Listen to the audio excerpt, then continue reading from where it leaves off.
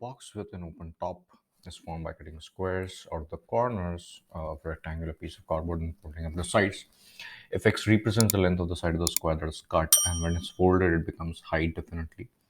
And the original piece of cardboard was 19 by 15, so this was 19 and this was 15.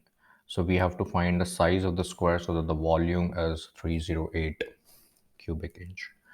So if this is 19 and x units are cut from each side, so definitely the remaining is 19 minus 2x. Likewise, this is 15 minus 2x. So this will be 19 minus 2x, and this will be and this over here will be 15 minus 2x, and this is x. So the volume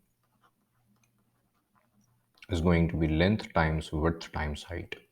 And what is the volume? Volume is already given to us as 308. So we can say that length times width times height is 308.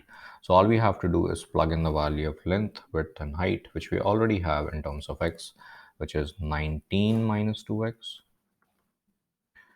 15 minus 2x, and x, and this is equal to 308.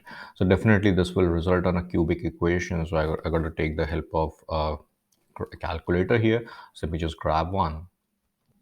So I'm getting three solutions from here. One of the value of x is coming as 1.70 up to 2 decimal places.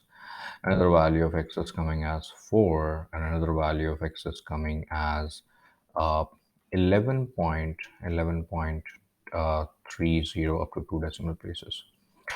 Okay, so if that is the case, then first off, is 11.30 even possible? I don't think so, because 11.30 times 2 is more than 20, and 19 minus 20 is negative, and length cannot really be negative. And that is the reason why this should be omitted.